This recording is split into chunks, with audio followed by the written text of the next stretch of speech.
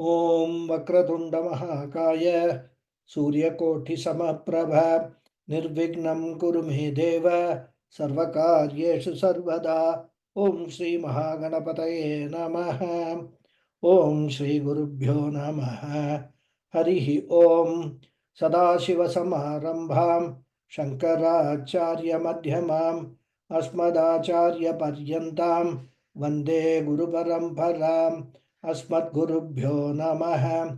श्रुतिस्मृतिपुराणानाम् आलयं करुणालयं नमामि भगवत्पादं शङ्करं लोकशङ्करं। शङ्करं शङ्कराचार्यं केशवं बादरायणं सूत्रभाष्यकृतौ वन्दे भगवन्तौ पुनः पुनः। ईश्वरो गुरुरात्मेति मूर्तिभेदविभागिने व्योमवद्व्याप्तदेहाय दक्षिणामूर्तये नमः। ॐ सहनाववतु सहनौ भुनक्तु सह वीर्यं करवावहै तेजस्विनावधीतमस्तु मा विद्विषावहै। ॐ शान्ति शान्ति शान्तिः। हरिः ॐ। श्री गुरुभ्यो नमः। हरिः ॐ।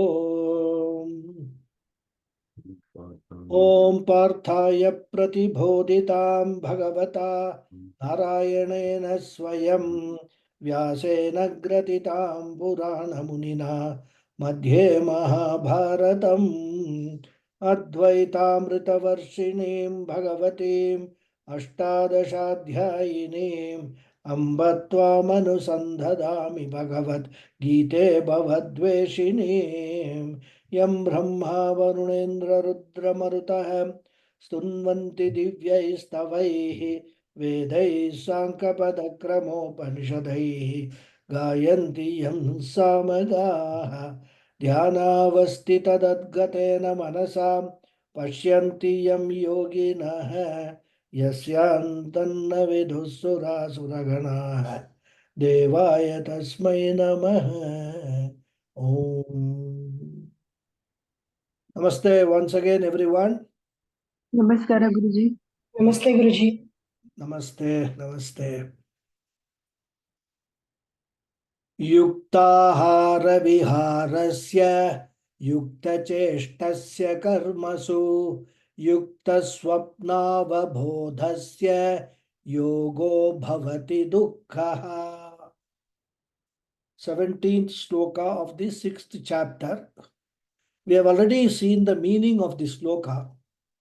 And in the context of this sloka, we are now briefly discussing the features of Ashtanga Yoga, which I said consists of 8 stages: Yama, Niyama, Asana, Pranayama, Pratyahara, Dharana, Dhyana, and Samadhi.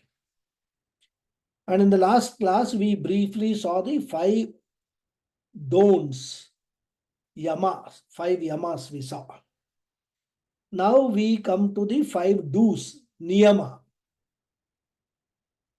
The word niyama often translates as positive duties or observances and are thought of as recommended habits for healthy living and also spiritual existence and growth. So the yoga tradition views them as practices concerned with ourselves. Although, of course, we can think of them as affecting the outside world also. Because through our behavior, we do affect the outside world. And Patanjali Rishi, he lists a total of 5 niyamas. What are they? Shaucham, cleanliness or purity. Santosham, contentment. Tapas, discipline, austerity. Or you can even translate it as burning enthusiasm. In the context of Vedanta, it will be some mumukshutva. Then Swadhyaya, study of the self and of the scriptural texts rather. Then the last one is Ishvara Pranidhanam, surrender to a higher being or contemplation of a higher power, cosmic power in our context. So Shaucham means purity within and without, internal and external purity. And that is why our scriptures recommend not only, suktams like Agamarshana Suktam to be chanted at the time of taking bath, which is a external purity. The Suktam also contributes to our internal purity. So this is the we must focus always on both internal and external purity. And internal purity from a Vedanta standpoint is what? Chitta Shuddhi. All your actions, all the things that you need to do, basically karma yoga. Because karma yoga leads to Chitta Shuddhi. So all that come under Shaucham. Then Santosham. Santosham means being contented with whatever I legitimately earn. Satisfaction, contentment. Never compare yourself with other people. Oh, he is having so and so thing, I should also have. It does not mean that one should not be ambitious. But one should not get into a rat race, for that purpose and lose whatever peace of mind one already has.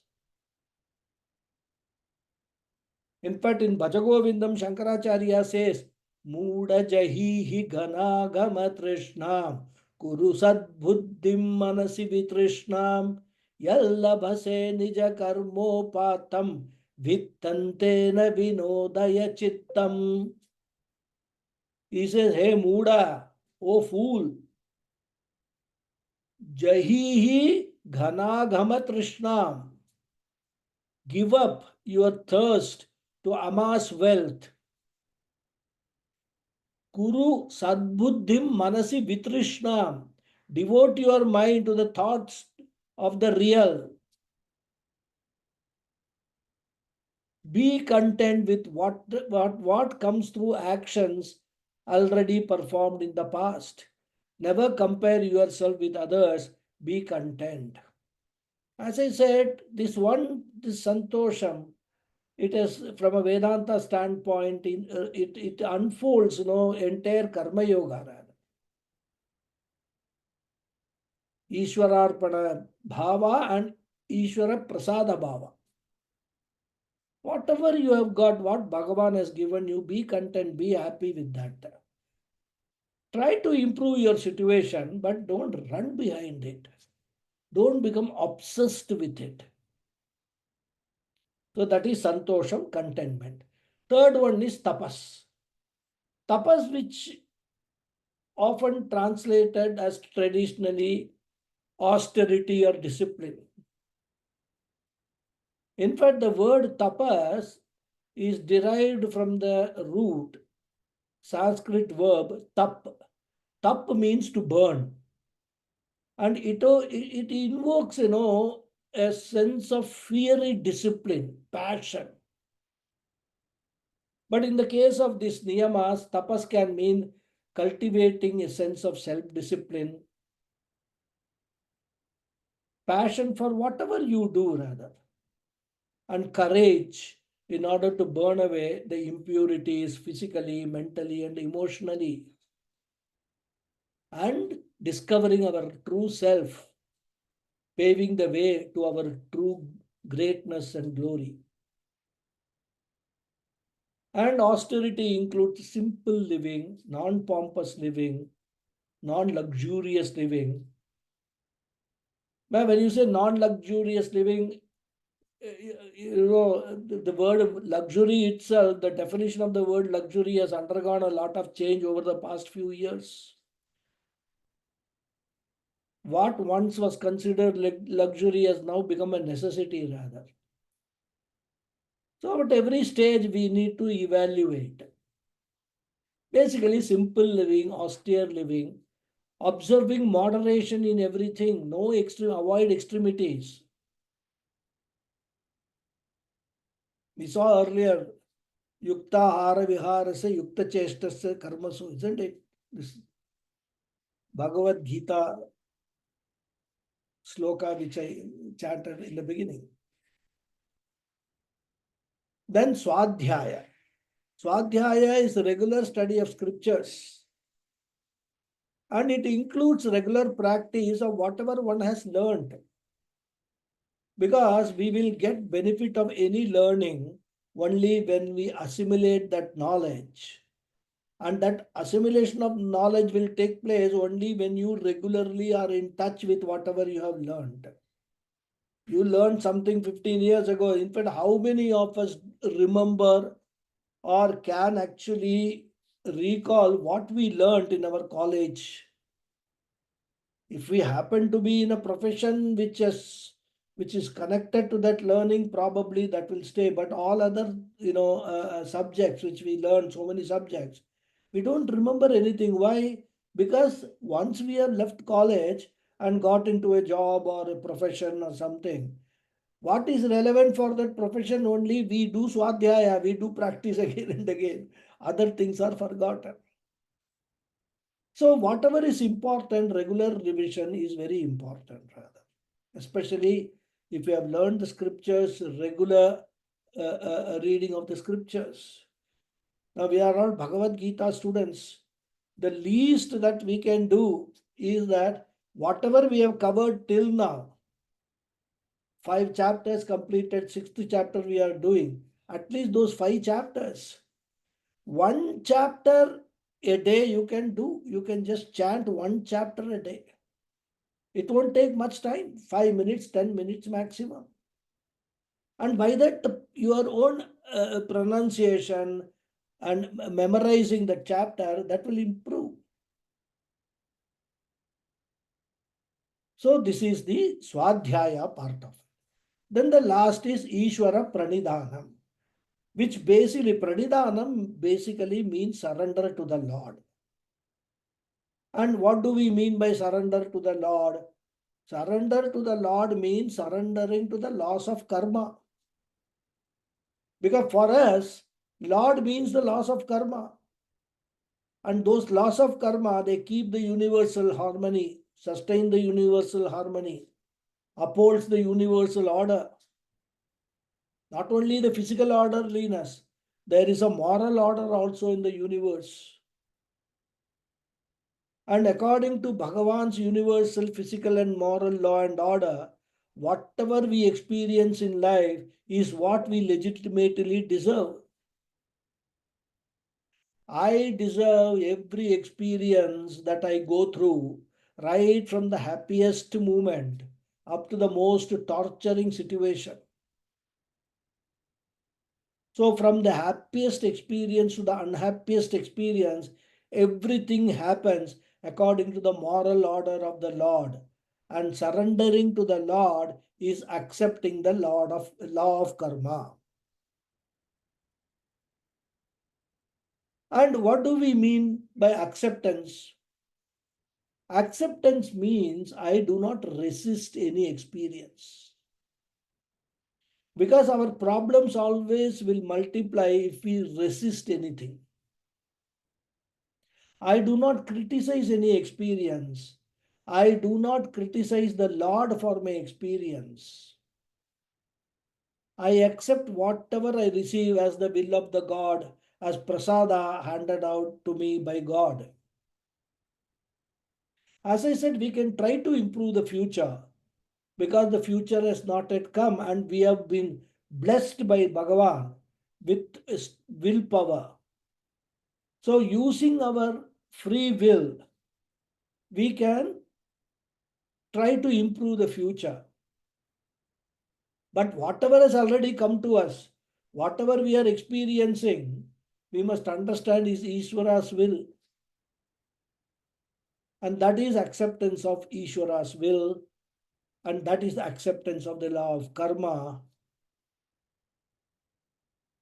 So I accept every bit of my experience without any complaint, without any consternation.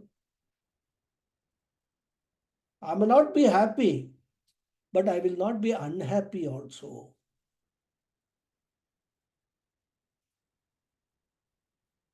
But then there can be another argument. He says this acceptance thing and all is fine, but the fact of the matter is, whether we like it or not, we have to accept it. Whatever is happening to us, we have to accept. We have no choice. So why do we need any advice to accept? Because what cannot be cured has to be endured. Therefore, Guruji, why you are asking me to accept? Because I have no other choice. If you say so, the answer is acceptance with a resigned attitude would create bitterness in the mind, anger in the mind, hatred in the mind, hatred towards oneself, jealousy towards another. It could lead to self pity, hatred, anger, inferiority complex, and all sorts of negative emotions. I should take care and I should not allow that to take place. So, not allowing the experience to generate these negative emotions is called acceptance. Whatever happens to me, I am not bitter. In fact, my this thing is, maybe I have done certain wrong things in the past, in my past janmas. I now pray to God to give me the strength to bear all that, and also pray to God to show me the right path in this janma for me to lead a dharmic life, so that in the future janmas I can avoid all these unpleasant experiences.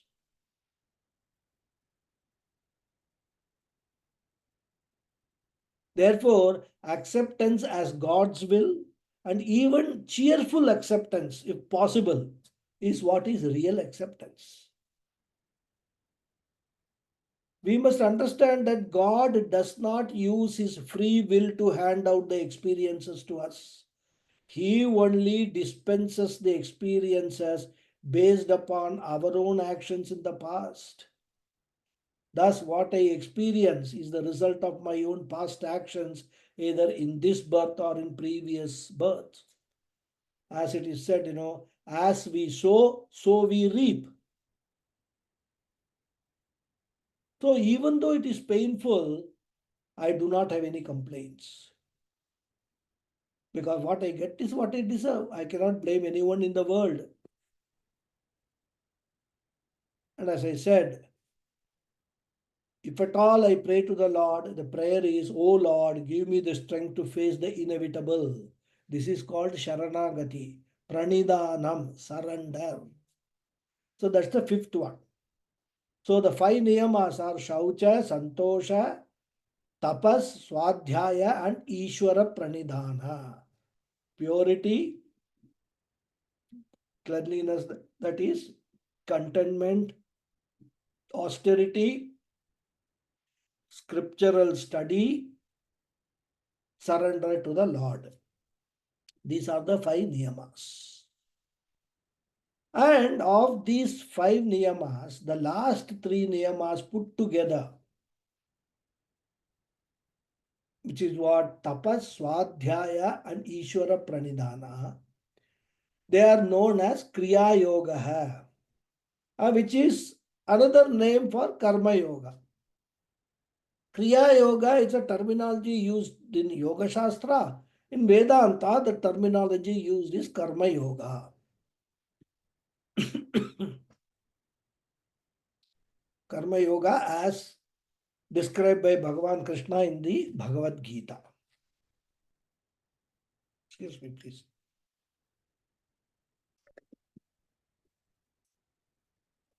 Oh, no. So these 10 commandments, 5 yamas and 5 niyamas. If I follow 5 things to be avoided, 5 things to be followed, make me a moral person, an ethical person, a gentle person, a cultured person, a refined person, a decent person. And an indecent person, an unrefined person cannot sit in meditation because his own thought process, his own actions will disturb the mind. Therefore, yama and niyama come under bahiranga sadhanas. What we have discussed now, we discussed bahiranga sadhanas, antaranga sadhanas. Then we came to meditation, correct? So the first 2 steps of Ashtanga Yoga, Yama, Niyama, or Bahiranga sadhanas, they have to be followed at all times in our day-to-day transactions. That is how we defined Bahiranga sadhanas, isn't it? Then the third step of Ashtanga Yoga is asana. Asana literally means sitting. Patanjali's Yoga Sutra defines asana as stira sukham asanam. Stiram, steady, sukham, comfortable is what is asana is. So, in the context of meditation, the meditation posture should be steady and comfortable. And if it is steady and comfortable, one can hold this posture for a period of time, staying relaxed, motionless. The Yoga Sutras, they do not list any specific asana. But then you will ask, oh, today when I go for yoga classes, so many asanas are taught to us. True. As I said, literally asana means sitting. Sukhasana, all that, Sukhasana means sitting in a very comfortable posture. But they are not, these all the asanas that we practice, they are not found in the original Yoga Sutras, but secondary texts that discuss Patanjali Sutra, like commentaries and all. There it is stated that one requirement of correct posture for sitting in meditation is to keep the chest, neck, and head erect. That's why if you attend yoga classes, the very first thing that the teacher will insist is your spine should be straight and in alignment with your neck and head.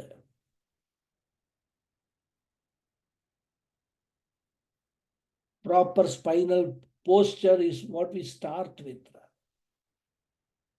And then the Bhashya commentary attached to the Yoga Sutras, which is again thought to be written by Patanjali Rishi himself, suggests 12 seated meditation postures, which are Padmasana, Bhadrasana, Simhasana, Bhadrasana. Bhadrasana, I already said. Swastikasana, Dandasana, etc. And later commentaries have added more and more asanas. And now it is also, asanas also have got a very, very important health benefits.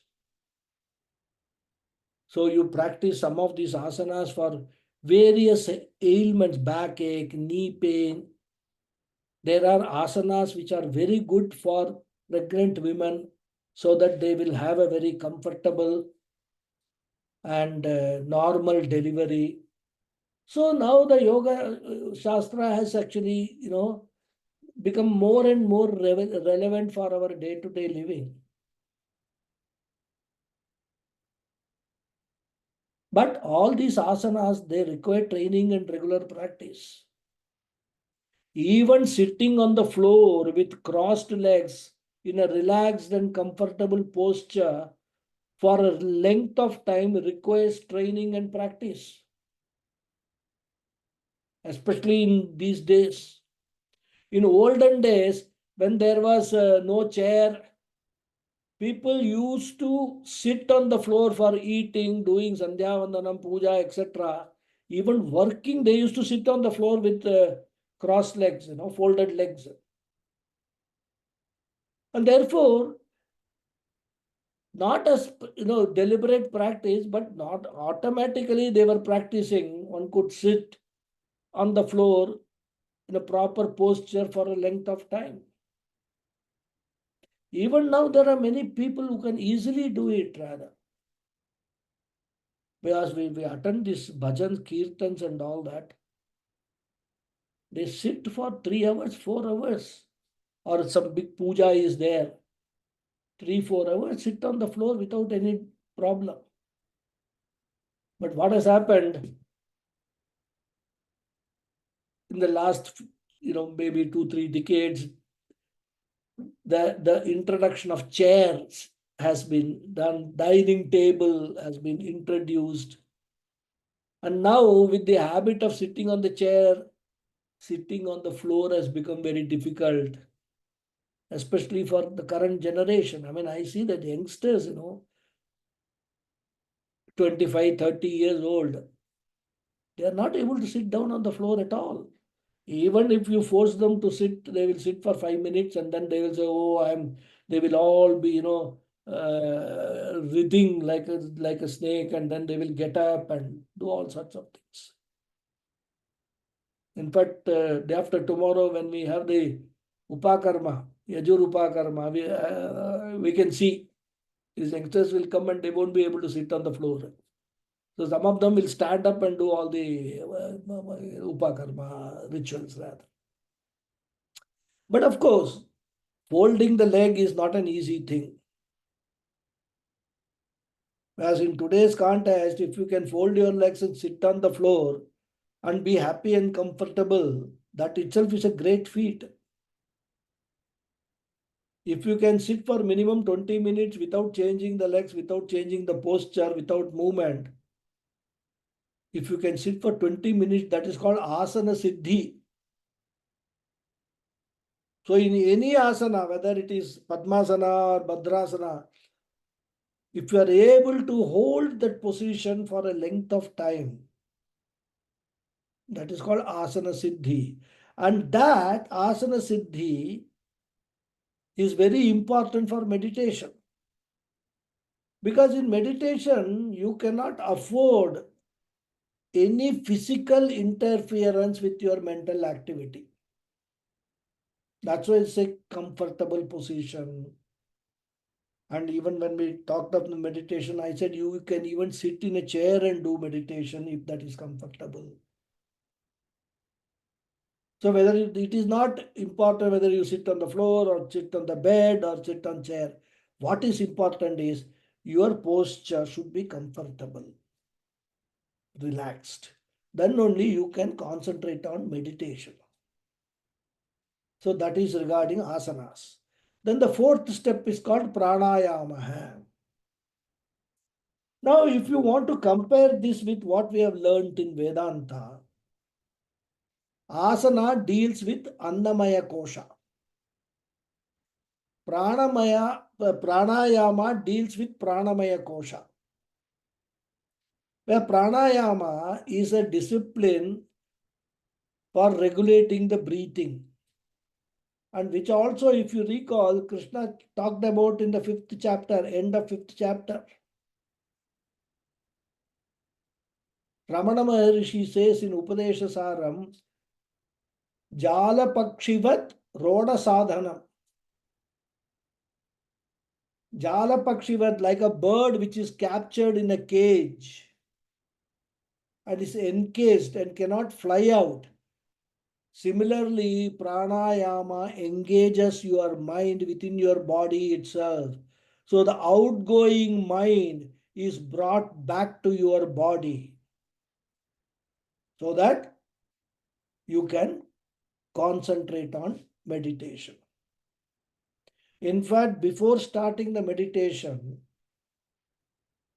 doing a few rounds of pranayama, right from even Anulom Vilom Pranayama, if you do a few, that helps meditation a lot. But that calms down the mind. The pranayama calms down the mind, brings focus. And that's why in pranayama and all, the teachers, the yoga teachers will say, take your mind to the tip of your nose, observe the breathing, breathe in and breathe out. All that is what? Bringing the mind to a particular point, concentrating the mind on breathing. So that is pranayama, fourth step. Then the fifth step is called pratyahara, which means withdrawal of the sense organs from the external world. All that Krishna has talked about. This I'm giving you the Yoga Shastra. Why sixth chapter Krishna chose to say all these things? He has based the whole thing on Yoga Shastra. So pratyahara means withdrawal of the sense organs from the external world. The wandering senses are withdrawn. And this also Krishna has talked about in the previous verses. How one should withdraw all the sense organs and also the eyes. They should be withdrawn. We discussed that at length. In the end of fifth chapter, he said, focus your eyes on the tip of the nose. In here, he said, Bruvor Madhye, in between your eyebrows, focus your eyes. All that practices will come under Pratyahara.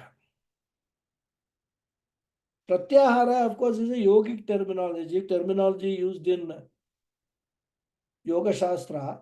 A corresponding terminology of Vedanta is what? Damaha. Tattva Bodha students can recall. We use the word Shama, Dama, Uparama, Titiksha, etc. So Damaha is the sense control in Vedanta Shastram. In Yoga Shastram, it is called Pratyahara. In fact, there is no difference. Both are synonymous. So these three steps, asana, pranayama and pratyahara, will come under antaranga sadhanani.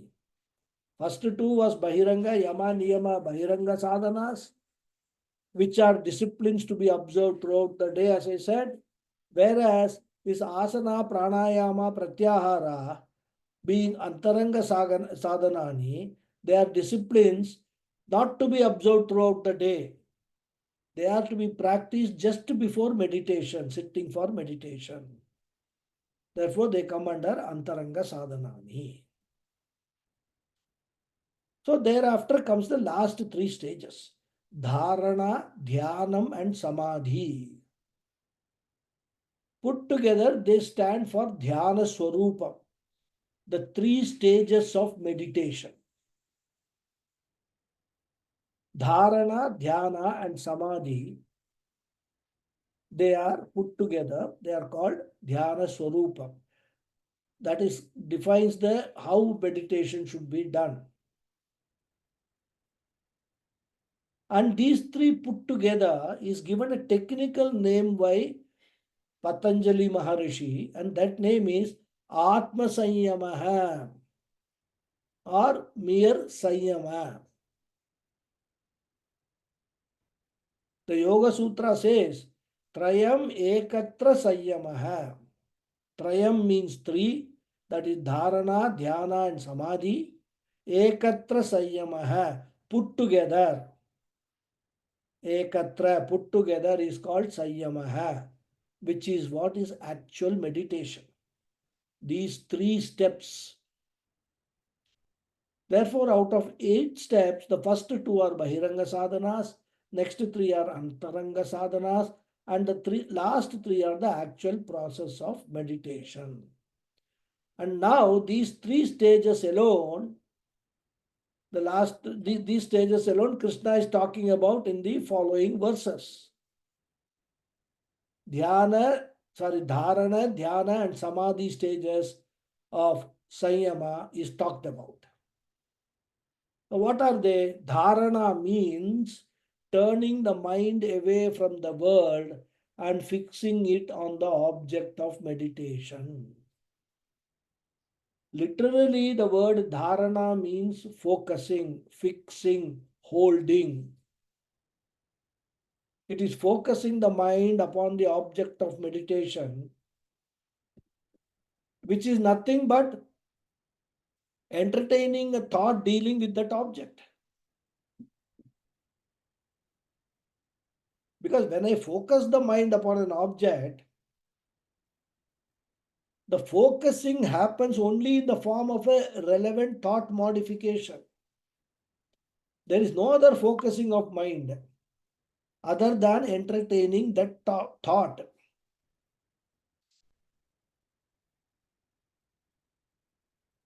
Focusing on a tree means there is a thought for which the tree is the object.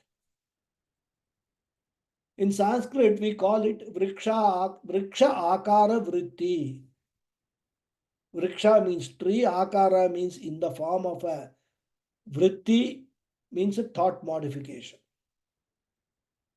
So when I entertain a vriksha akara vritti, my mind is focused on the tree, vriksha.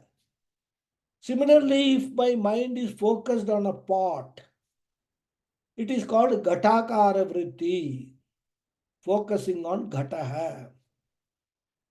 Then you can have Ishvara akara vritti, focusing on Ishvara. Atmakara vritti, focusing on Atma. So wherever I want to focus, the relevant akara vritti is generated. Tattat akara vritti eva tattat vishaya dharana. So dharana is nothing but focusing your mind, your thought process on a particular object which you have chosen for meditation. But the nature of the mind is that these akara vrittis can stand for a moment alone, because every thought has got only a momentary life. No thought can continuously exist. But if for meditation we require continuation of the thought, therefore the next stage is called dhyanam. Dhyanam means retaining the mind or thought in the focused object. In fact, if you look at dharana and dhyana, they are very close. Dharana is focusing, dhyana is retaining the focus. It is just like taking a picture with a camera.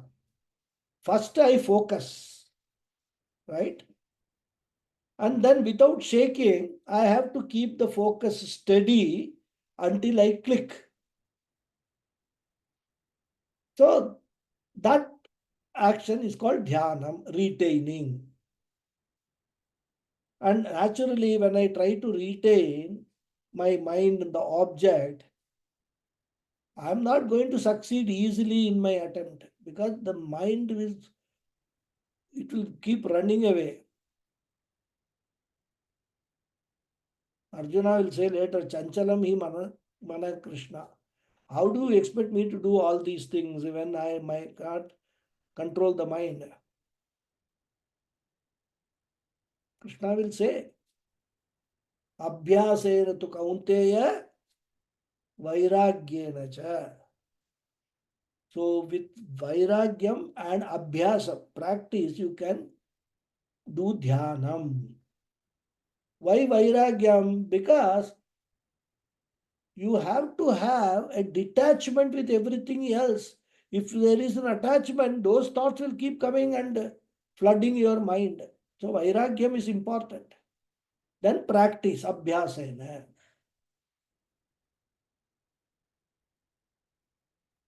And Krishna says, the mind will keep wandering like a small baby. It has to be dragged back.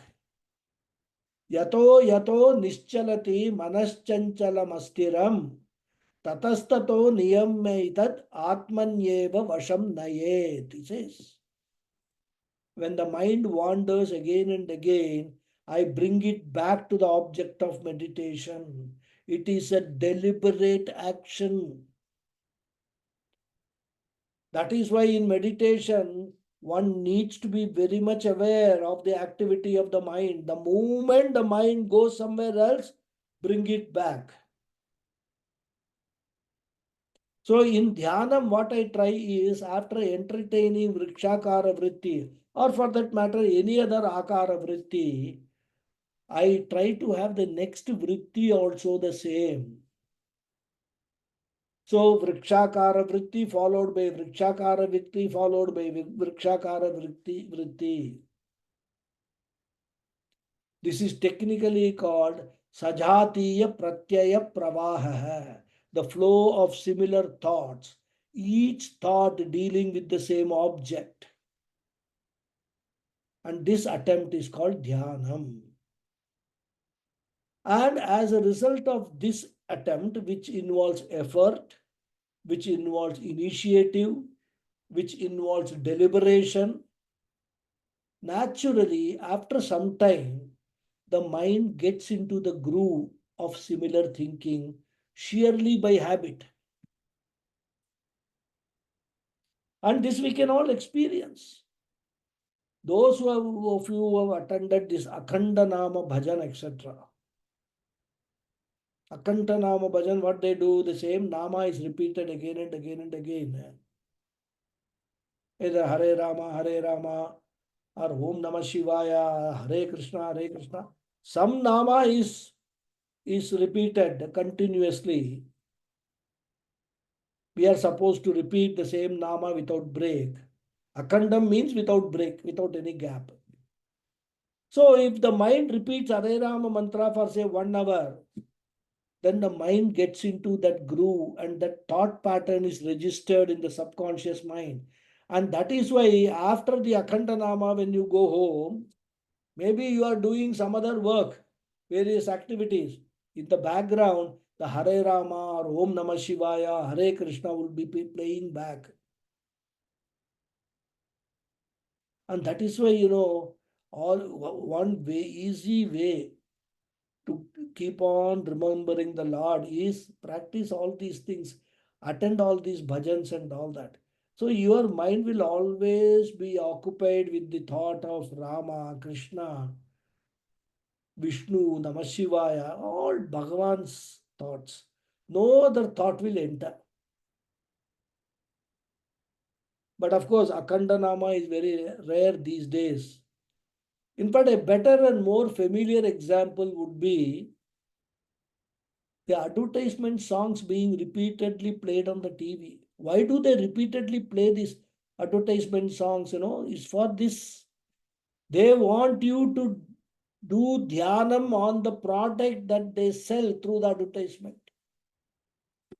So the more and more you are actually the TV is switched on, you are listening to that advertisement song, and it keeps repeating. After every 2-3 minutes, that song is repeated.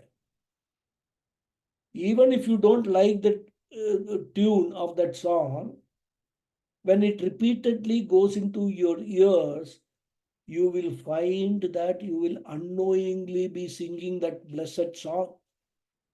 Even when you are doing something else, that song will be playing in the background in your mind. So the mind has got the capacity to form vasanas or impressions. In fact, Panchadashikara, Vidyaranya Swami says, Vrittinam anuvrittistu prayatnat pratamadapi adrishta sakrit abhyasa samskarah sachirat bhaved. Samskara here means vasanas. By the strength of that vasana, that particular thought continues. It is like, pedaling the cycle for some time. You pedal the cycle for some time and thereafter you don't need to pedal. Because of the momentum of the initial effort, the cycle continues to run for some time. And the same thing happens to the thought cycle also. Once the vritti is embedded and it continues, I don't require my willpower to, recall that thought. Automatically it will be there.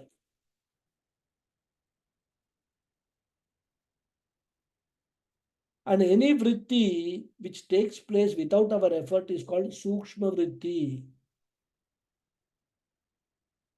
It does not, it occurs in our mind but without any deliberate effort. Sukshma vritti.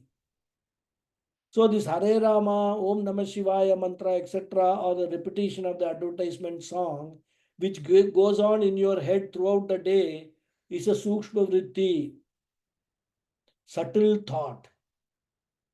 And when the subtle thought is taking place in your mind, you are not even aware of that because you are not focusing your attention. It is just happening. You are absorbed in that. That is called absorption. Absorption in a particular thought. And in this absorption, what happens? The subject object effort division is not felt. The subject object division is completely diluted. It is just like in the deep sleep state. In deep sleep state, we don't experience subject object division, isn't it? But still, there is a thought modification taking place in sleep. Your mind is active. There is a thought modification taking place. It is not a deliberately entertained thought, but it happens in the sleep. So how do we know that such a thought, took place in the sleep? Because after waking up, we say, I slept well. So there was an experience of, a good sound sleep, and that experience has been recorded by the mind. That is why you are able to say, I slept well. And to have that experience, we should have gone through a thought modification. And that thought modification is called Sukshma Vritti.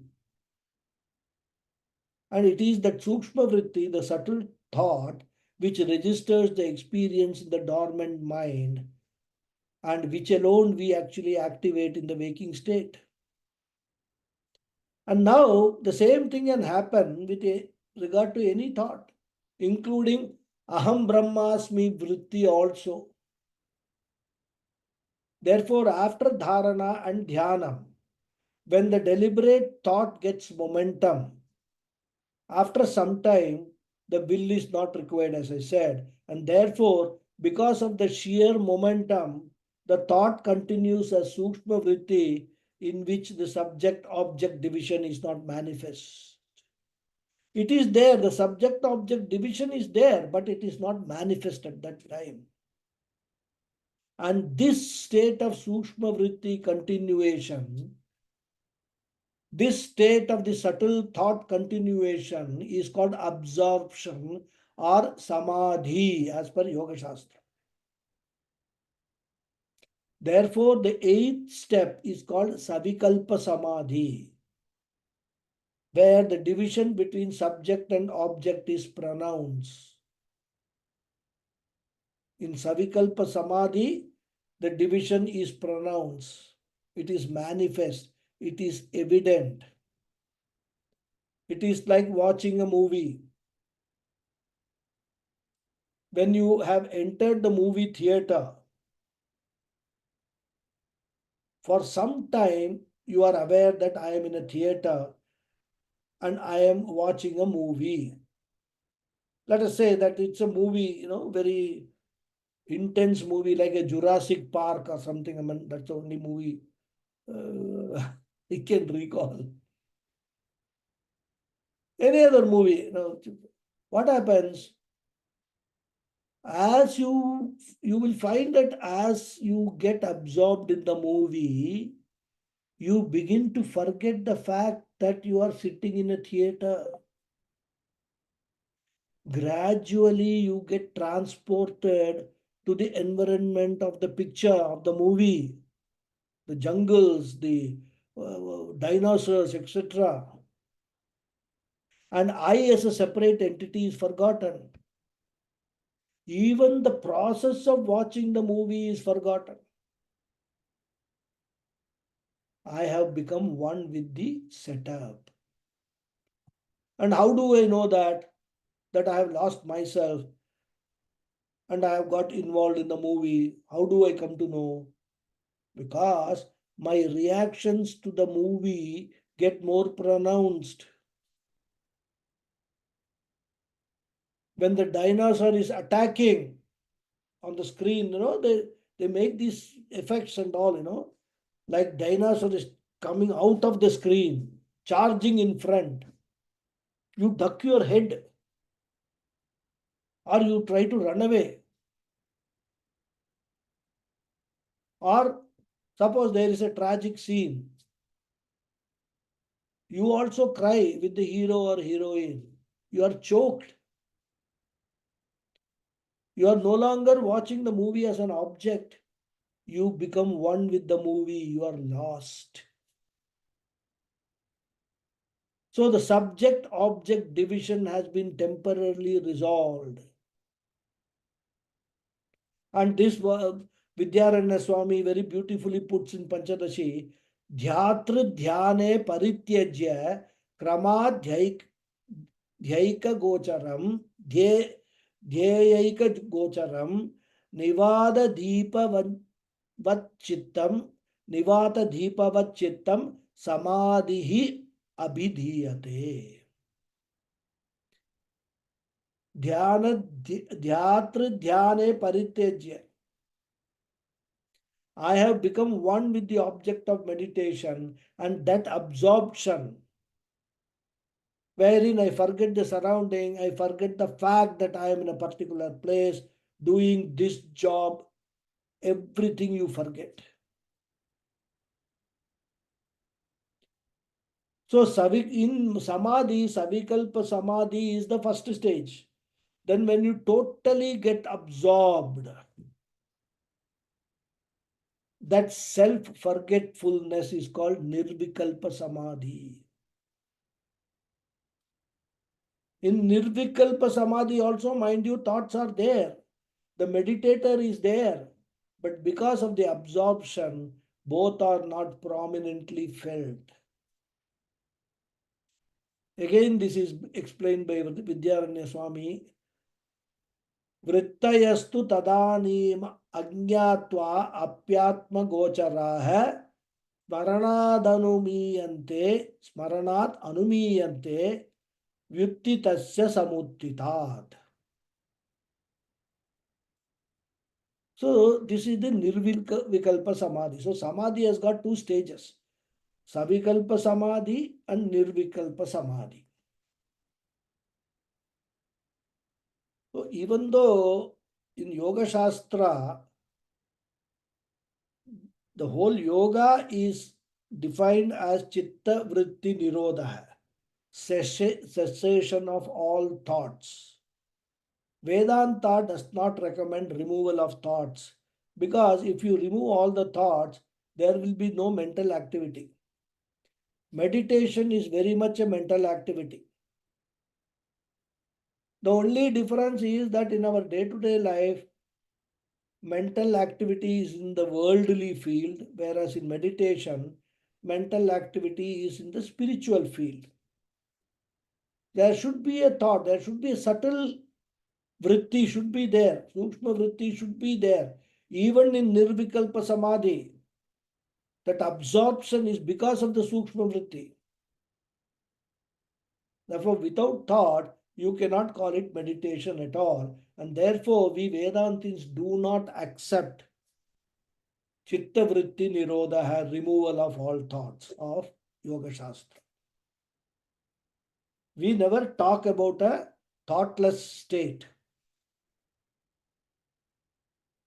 Even in Nirvikalpa Samadhi, as I said, thoughts are there, but they are not felt because I am so absorbed.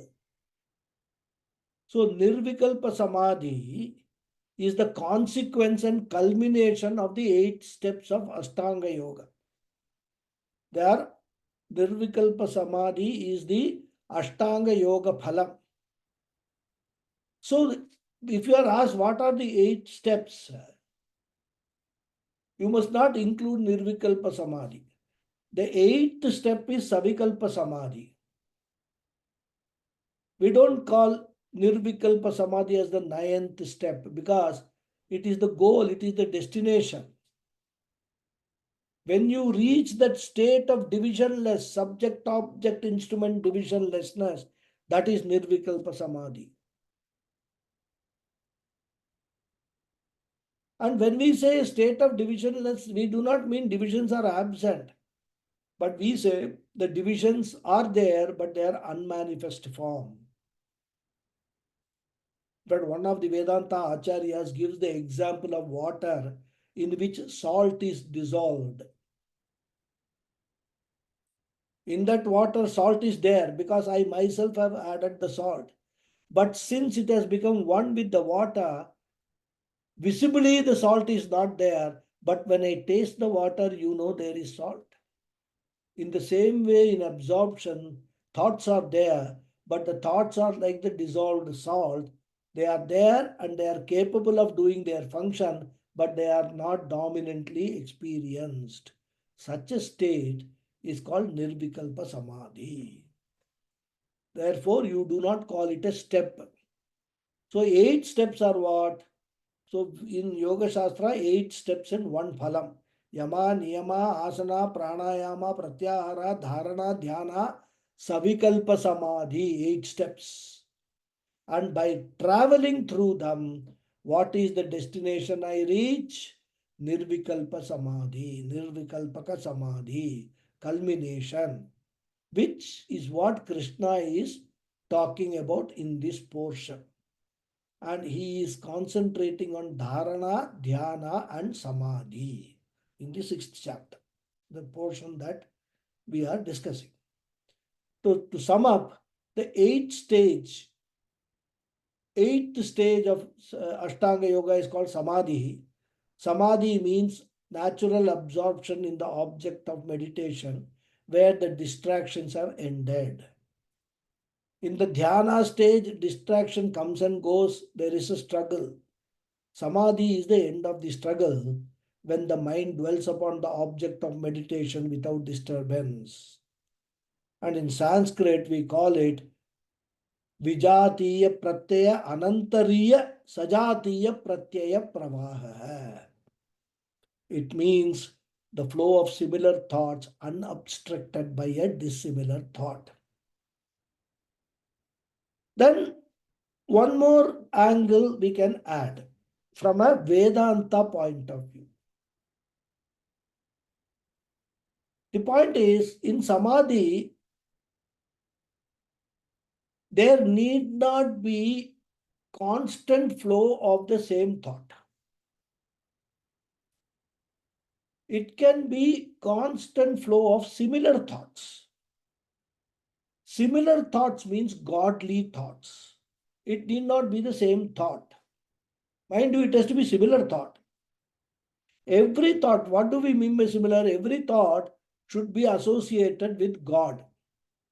Say, I am looking at a picture of God, Ujay Mahavishnu.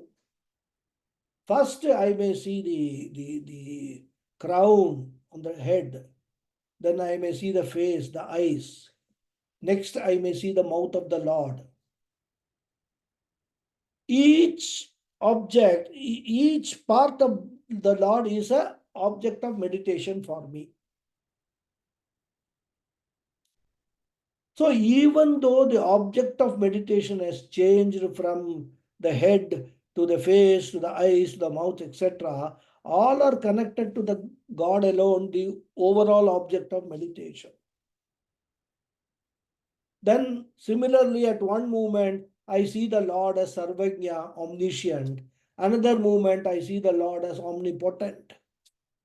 Even though there is a difference between omniscience and omnipotent, both are connected with the Lord only.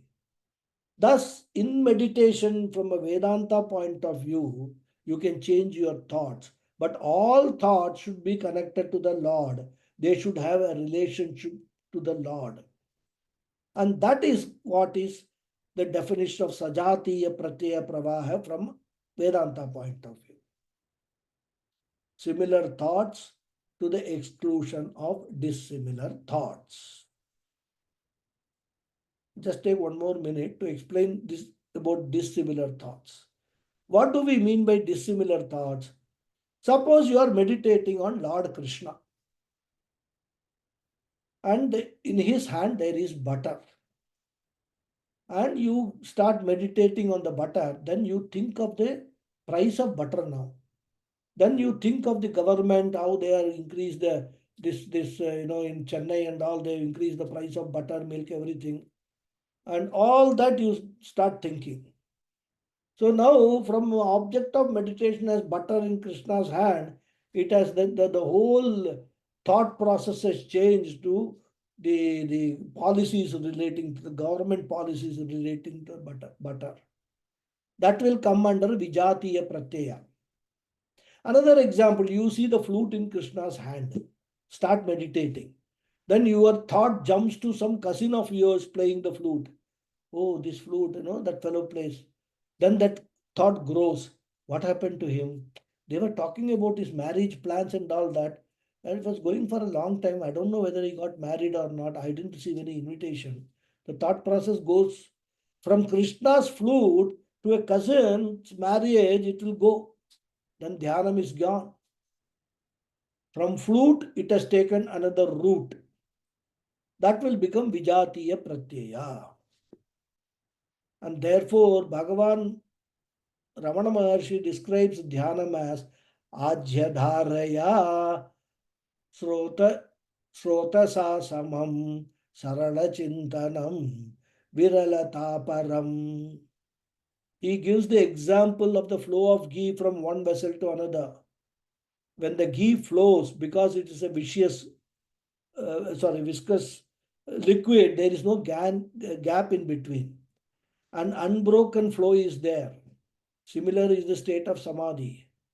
Continuous, uninterrupted flow of similar thoughts. So all the three, dharana, dhyana, samadhi, are almost the same. And what is the central aim of these three? My mind has to dwell upon the Lord. That is the message. We'll continue in the next class. Om Purnamadav Purnamidam Purnat Purnamudachyate Purnasya Purnamadhaya Purnamevavasishyate. Om Shanti Shanti Shanti. Harihi Om Shri Gurubhyo Namaha. Harihi Om. Dhanyavada hai. Thank you all very much. Thank you, Guruji. Dhanyawad. Thank you, very Guruji. much, Guruji. Namaskaram, Guru. Thank you. Namaskaram. Thank you, Guruji. Thank you. Thank you, Guruji. Dhanyawad. Thank you. Dhanyavada. Thank you. Yes, Hariji, you raised your hand. Hari Om, Guruji. You. Does it mean that at the stage of dhyanam, the drishya vivekam, it doesn't exist anymore? It starts to get diluted. In samadhi stage, that gets extinguished temporarily. Because this is all relating to Yoga Shastra, right? Yeah. In Vedanta meditation, when we talk about Nididhyasanam, there the absorption is in your own self. So there, the difference between Jiva, Jagat and Ishvara are totally removed. So from what you asked, yes, Drishya Viveka is removed. But what happens in Yoga Shastra, after Samadhi stage, you come back, Drishya Viveka comes back, isn't it? You are back out of Samadhi, you are back. Because Samadhi is not a permanent state. Whereas in Nididhyasanam, once you have got absorbed in the Atma or in Brahman, that Aham Brahmasmi, there is no coming back. Because that knowledge you have gained, and the knowledge is that there is no drik, there is no drishya. Or rather, there is only drik, I only exist. The Sakshi Chaitanyam alone is there. There is whatever is drishya is there, they are all mithya. So when you assimilate, that's why we don't call absorption, Absorption is from the point of view of Yoga Shastra. We call it assimilation. When you assimilate that knowledge, then even when you are coming out of Nididhyasanam, that benefit of that knowledge, what you have gained through that knowledge doesn't go away. You, for a jnani, cannot become ajnani again, isn't it? Once you have gained the knowledge, then you don't become ignorant again with relation to that knowledge. What? That's the difference in Vedanta and Yoga Shastra. No, so what is the difference between absorption and assimilation? Absorption is a temporary phase. You cannot sit in absorption in samadhi permanently, can you? You sit for 2 hours, 3 hours, your stomach will ask you, oh, what is happening? I am having some problem, nothing is coming. So, the physical activities in absorption, they are not completely resolved. Inside, all that activities is taking place. Mind only is absorbed. So at some stage, maybe a few hours also, some of the yogis can probably sit in samadhi for hours together. But eventually, you have to come out of that samadhi stage. So whatever benefit that you supposed to have got, see, samadhi is finally absorption, but it does not change your personality. Your mind may become very sharp. If you pick up any particular subject for study, you may be able to get absorbed in that subject, go deep into that subject. But that is not, it doesn't relieve you from your samsara. It will not give you moksha. So what will give you moksha? Moksha you will get only when you understand the reality of the entire universe, and which only Vedanta Upanishads give you. So this is the difference that we have to appreciate between Vedanta and Yoga Shastra. Because you may, during the course of absorption, you may call it a moksha, correct? Because you are freed from samsara, your mind is not engaged in all samsaric activities. Once that samadhi is over, you are again back to samsara only. Isn't it? Are you getting my point? Yeah. So that is the difference. That's why Upanishad says, Jnanena eva tu kaivalyam.